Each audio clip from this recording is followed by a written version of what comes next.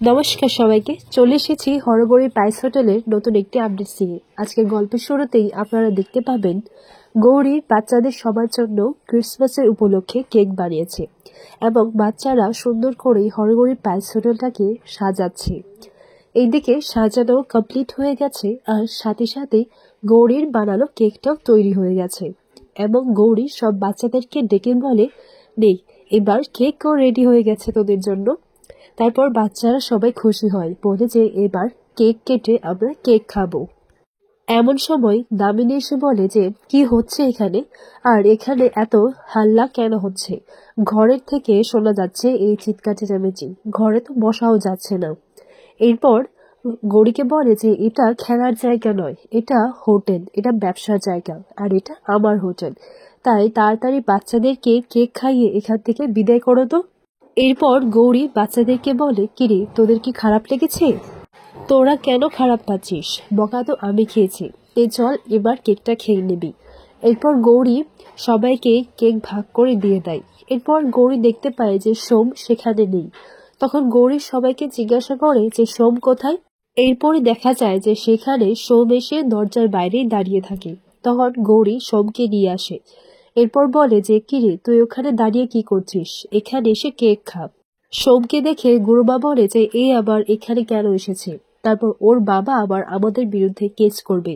ও যখন হারিয়েছিল তখন তো আমাদের উপরে আঙুল তুলেছিল আর আমাদের এগেনস্টে কেস করেছিল, আমরা নাকি ওর বাচ্চাকে চুরি করেছিলাম।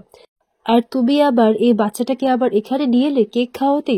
তোমার কি শিক্ষা হয় হিমানি? তাড়াতাড়ি এই বাচ্চাটাকে এখান থেকে বের করো, ওকে ওর বাড়িতে নিয়ে দিয়ে আসো। এরপর গৌরী বলে, সবাই তো কেক খাচ্ছে, এই বাচ্চাটা কেক খাবে না আর আমি ওকে কেক না খাইয়ে এখান থেকে তাড়িয়ে দেব? এরপর রুদ্র বলে যে মা তো ঠিকই বলছে, এই বাচ্চাটা যদি আবার কেক খেয়ে অসুখ করে তাহলে হিতে তো আবার বিপরীতই হবে, আমাদের উপরই আঙুল তুলবে। এরপর গৌরী বলে যে চল তোকে আমি বাড়ি দিয়ে আসি, নইলে যে আবার এ ভাগিদার আমারই হতে হবে। এরপর দেখা যায় সোমের বাবা সেখানে চলে আসে এবং হিমানি দিদিকে বলে যে দিদি তুমি এটা কি কথা বলছো, আর আমি তোমাকে কেন দোষারোপ করব? তোমার জন্যই তো আমি আমার ছেলেকে আবার আমার কাছে ফিরে পেয়েছি, আমি তোমাকে দোষারোপ করব না। আর আমি ওর বাবা হতে পারি, কিন্তু তুমি ওর জন্য যা যা করেছো তোমারও ওর প্রতি সমান অধিকার আছে। আর আমার বিশ্বাস তুমি ওর জন্য যা যা করবে ওর ভালোর জন্যই করবে, ওর কোনো ক্ষতি চাইবে না। তুমি যদি নিজের হাতে ওকে খাওয়াও তাহলে কিছু হবে না। এরপর গৌরী বলে, তাহলে আর কি, তুই এখন কেক খেতে পারবি আর তোকে কেউ কিছু বলবে না। এরপর বাচ্চাদের কেক খাওয়া শেষ হয়ে গেলে সোম বলে, এই যে তোদের কেক তো শেষ হয়ে গেছে, এখন আমি এতটা কেক কি করে একা খাবো, দাঁড়া আমি তোদের সবাইকে খাইয়ে দিচ্ছি। এরপর সোমের কেক থেকে সবাইকে একটু একটু করে খাইয়ে দেয়। তখন সেখানে হোটেলের মধ্যে অনেক লোকজনরাই চলে আসে এবং হিমালিকে এসে বলে যে তোমার থাকাতে না খুব ভালোই হয়েছে, আর আমরা তোমার জন্য ভরসা পাই এদেরকে এখানে পাঠাতে। এখন এদেরকে তো নিয়ে যাব, এখন বাড়ি গিয়ে আবারও বলবে যে কেক খাবো কেক খাবো। এরপর গৌরী বলে, বেশ তো, আমি আপনাদের সবাইকে শিখিয়ে দেব যে কেক কি করে বানাতে হয়।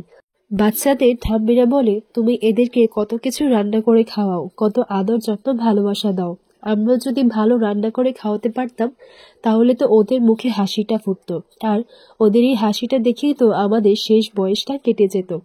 এরপর গৌরী বলে, তাহলে ঠিক আছে তো, আমি না হয় আপনাদের কেক আর রান্না করা দুটোটাই শিখিয়ে দেব, কাল থেকে এখানে আমি কুকিং ক্লাস শুরু করব। এই কথাটা শোনা মাত্রই গুরুমা বলে যে তোমার তো সাহস কম নয়, তুমি আমার সামনে দাঁড়িয়ে আমার হোটেলে দাঁড়িয়ে তুমি সমস্ত কিছু একাই সিদ্ধান্ত নিয়ে যাচ্ছ, এতটা সাহস তুমি পেলে কোথা থেকে? এরপর গৌরী বলে, আপনি ভুল ভাবছেন, এই হোটেলটা এখন আপনার নয়, আর আমি কর্মচারী আগে ছিলাম কিন্তু এখন নয়। এরপর গুরুমা বলে, মানেটা কি, তুমি কি বলতে চাইছো? এরপর গৌরী বলে যে আপনি হয়তো ভুলে গেছেন, কিন্তু একটু মনে করে দেখুন দামিনী ম্যাডাম, ধরি গুরুমা। এরপর গৌরী বলে যে আপনি বলেছিলেন 7 দিনের মধ্যে আমি যদি এই হোটেলের লাভ দেখাতে না পারি তাহলে এই হোটেল আপনি বন্ধ করে দেবেন, কিন্তু এই দেখুন আমার কাছে সব হিসেব আছে। এরপর গৌরী 7 দিনের সমস্ত হিসেব দেখিয়ে দেয় এবং বলে যে লাভের ঊর্ধ্বেই আছে এই হোটেল, তাহলে এর মানে এটাই হচ্ছে যে এই হোটেলটা এখন আমার আর এই হোটেলের দায়িত্ব এখন আমাকেই দেওয়া হবে। এরপর দামিনী মনে মনে এটাই বলতে লাগে যে এবার বুঝতে পেরেছি, ও সবার সামনে ইচ্ছে করে আমাকে অপমান করার জন্য এই সমস্ত কথাগুলো বলছে।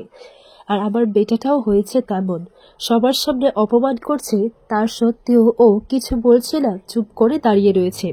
এরপর রকি বলে যে অনেকক্ষণ ধরে এই সমস্ত কথা তুমি বলে যাচ্ছ, অনেক হয়েছে, এখন তুমি চুপ করো। তুমি মায়ের হোটেলে দাঁড়িয়ে তুমি মায়ের সামনে এই সমস্ত কথা বলছো। এরপর গৌরী বলে, স্যার আমি কোনো যুক্তি ছাড়া কোনো বাজে কথা বলি না, আমার কাছে যুক্তি আছে। এরপর গৌরী সব হিসেব রকিকে বলে এবং বলে যে আর আপনি তো বলেছিলেন যে আপনি আমাকে নিজে দাঁড়িয়ে এই হোটেলের দায়িত্বটা আমার হাতে তুলে দেবেন, আর আমি তো এইটুকু জানি যে আপনি এক কথারই মানুষ, যেটা বলেন সেটা আপনি করে দেখান। সবার সামনে এই কথাটা বলাতে সবাইও এটাই বলতে লাগে যে হ্যাঁ, রকি ভাই তো এক কথারই মানুষ।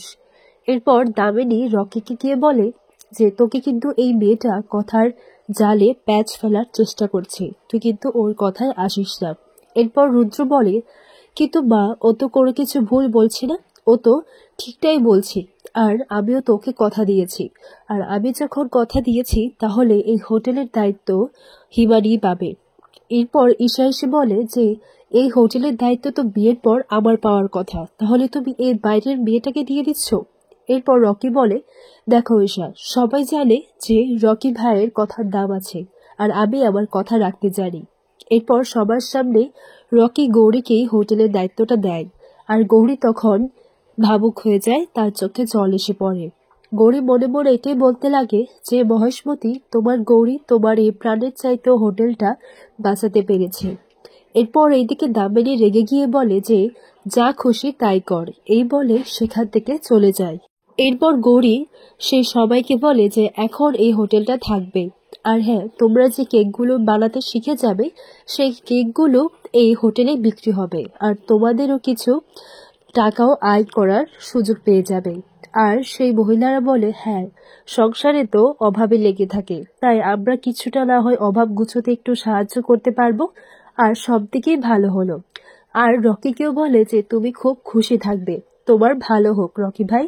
এরপর এদিকে রুদ্র ভাবতে লাগে, কখনো তো কেউ আমাকে নিঃস্বার্থভাবে আশীর্বাদ করেনি, ভালোবাসাও দেয়নি, তাহলে এইগুলো আজকে আমার অস্বস্তি বোধ কেন হচ্ছে এইসব, আমি কিছু বুঝতে পারছি না। এরপর রকি চলে যেতে চাইলে গৌরী রকিকে বলে, দেখুন না, সবাই আপনাকে কত ভালোবাসা আর আশীর্বাদ করছে। এরপর রুদ্র বলে, আমার আপনজনদের ছাড়া কারোর ভালোবাসার আমার দরকার নেই। গৌরী বলে, যাদের ভালোবাসা পেয়ে আপনি নিজেকে ধন্য মনে করছেন তারা আদৌ কি আপনাকে ভালোবাসে? এরপর রুদ্র বলে, আর একটাও বাজে কথা নয়, তুমি কিন্তু তোমার সীমা পেরিয়ে যাচ্ছ। গৌরী বলে, আপনি আমার মুখের কথায় ভরসা করবেন না, কাগজে কলমে প্রমাণ চাই, তাই তো বেশ, আমি প্রমাণ দেব। আজকে আপনার মা ঈশার বাবার সঙ্গে বিয়ের কথা পাকাপাকি করতে যাচ্ছে, তাই একটা পার্টিও রেখেছে, আপনি ওই পার্টিতে যাবেন না, আর তারপরই সব সত্যিটা জানতে পারবেন যে আপনার কাছ থেকে ঠিক কি কি লুকানো হয়েছে, তাহলে সব সত্যিটা আপনি জেনে যাবেন। আপনি আমার উপর একটু ভরসা করুন।